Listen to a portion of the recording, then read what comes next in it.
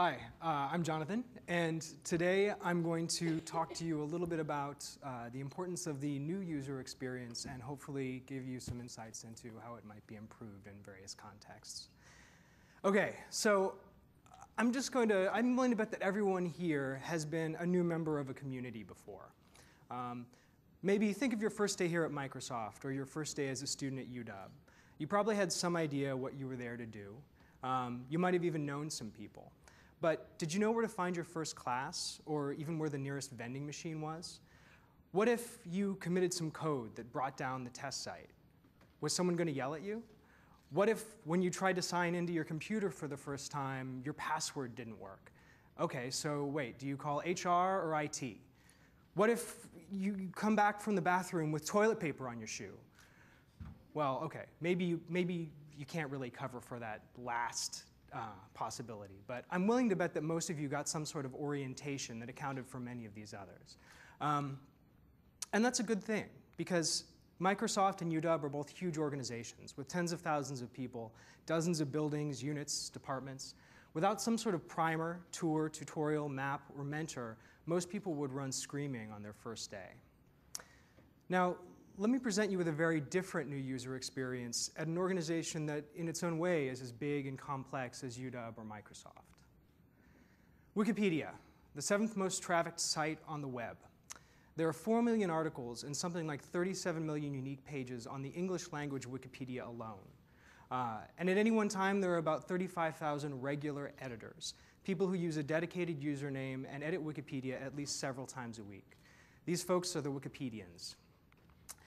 For these Wikipedians, Wikipedia is a workplace, but it's also a vibrant community. It has lively discussion forums, it has specialized departments and units of its own, it even has its own newspaper. And like any community or organization, Wikipedia has rules, hundreds of them, in fact. Every day, thousands of people create a user account on Wikipedia because they want to become involved. Perhaps these newbies see themselves this way: fresh-faced, energetic, ready to contribute to the sum of all human knowledge.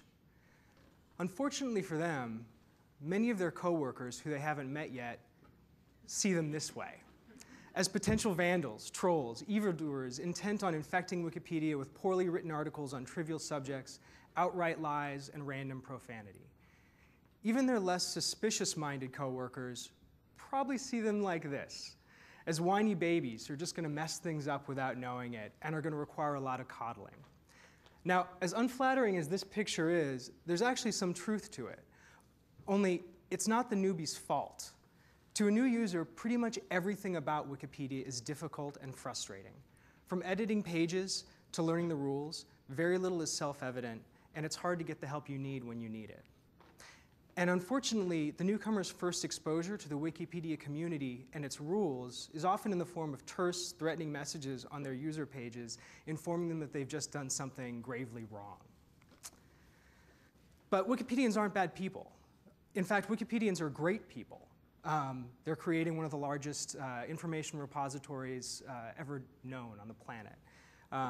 The thing is that with 4 million articles and counting and tens of thousands of regular folks, those vandals and babies, coming in and messing things up, Wikipedians have their hands full. However, the broken new user experience of Wikipedia comes at a cost. Over the last 5 years, the number of Wikipedians editing regularly in Wikipedia has been in decline. There's many reasons for this decline, and there's even more wild speculation. But two things we know are that the already steep learning curve to becoming a Wikipedian has gotten steeper, and that the community itself has become more mistrustful of newcomers over time. So, assuming this is a problem and that the new user experience is part of it, how do we fix it? Well, software can help. And in fact, the Wikimedia Foundation has done and continues to do some great work improving the usability and functionality of Wikipedia. But there are limitations to what can be reasonably accomplished with software alone. The MediaWiki content management system is designed to be a flexible, powerful tool for open access web publishing. It's not Facebook, it's not even SharePoint. Adding layers of social media or communication functionality on top of Wikipedia without destroying the flexibility and power that allow it to create, to operate at the scale it operates is tricky business. On top of that, One of the things that the Wikipedians value most about Wikipedia is the fact that it's powerful and flexible. And they're expert users and they're the people who make the content. So the foundation has to take their needs seriously. So what else can you do?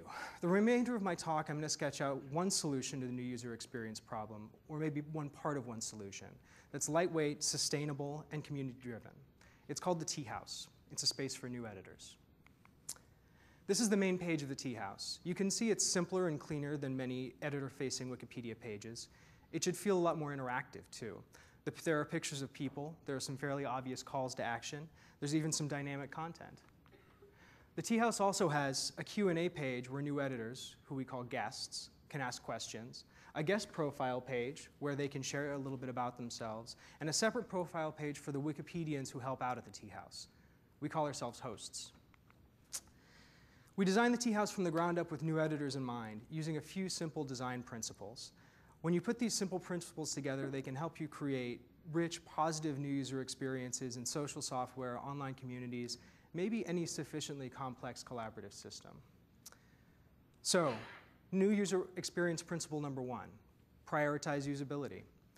Editing is tough, so we made the process for creating a guest profile or asking a question on the Tea House as straightforward and self-evident as possible. Here's what we didn't do.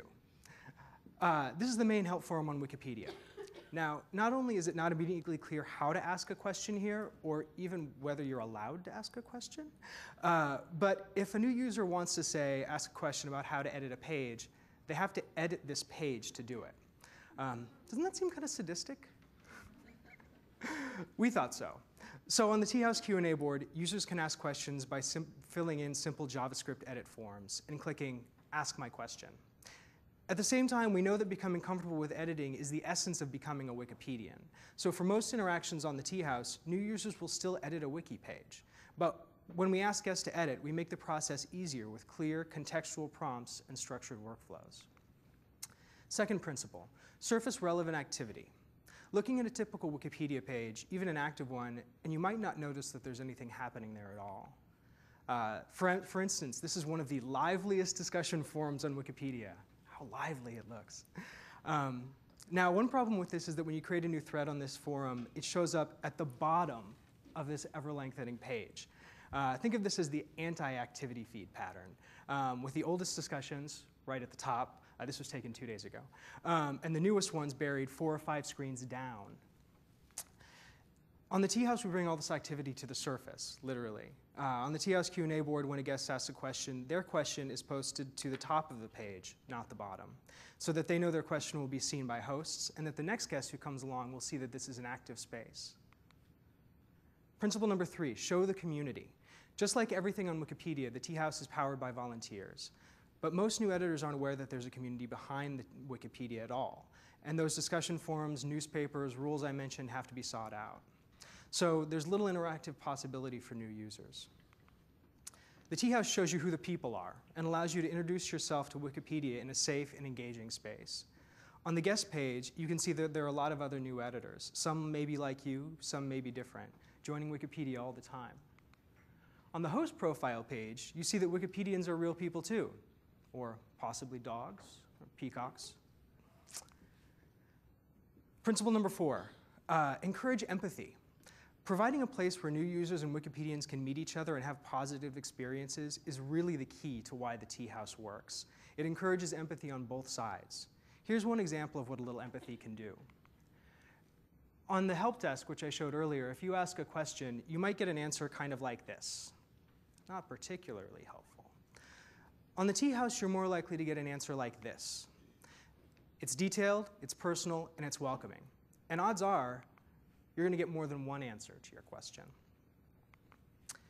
So what's the outcome of all this? Have we fixed Wikipedia? Does this graph go up at the end now? Well, maybe not. But we've got a good start. There have been over 1,000 guests at the Tea House in the last 7 months. They've asked 1,400 questions and made almost 500 profiles. And they do go on to do some pretty awesome things. They edit more articles, they stick around longer, and they make more cumulative edits over time than non-visitors do. Interestingly, they also communicate more with other community members. But fortunately, all that socializing hasn't turned Wikipedia into Facebook yet. Some of them even go on to become tea house hosts. So it looks like the tea house is having some impact on the new editor experience of Wikipedia, but what's the bigger picture? Wikipedia is kind of an outlier as organizations go, even as online communities or social software goes. Are there lessons to be learned here that are generalizable? I think that there are. And I think those lessons are probably expressed most clearly in the guidelines that we hosts have created for ourselves when interacting with new users. First, welcome everyone. In other words, show the community. Let people know that there are people around and make their first interactions with those people positive. Second, be polite and patient. In other words, have some frickin' empathy for your users. Newbies will ask newbie questions and make newbie mistakes. You certainly did when you were new. Third, keep it simple and avoid overlinking. In other words, provide new users with usable tools in the appropriate context. Don't overwhelm them with information they can't parse yet or don't know what to do with. Make the steps they need to take clear and always consider their specific needs. And finally, leave a talkback notification when you answer a question. So this is Wikispeak, I guess, for alert new users to relevant things that are happening. In other words, surface relevant activity, so new users can learn what to expect and how to respond. This is also one of the best ways to engage new users and bring them into your community. But if there's one thing I want you to take from this talk, it's this. Whether you're a researcher, a designer, a developer, a community manager, or just a community member, please think of the newbies. Thank you. And also, thanks to my collaborators at Wikimedia and to all the hardworking hosts at the Tea House. Awesome. Thank you, Jonathan.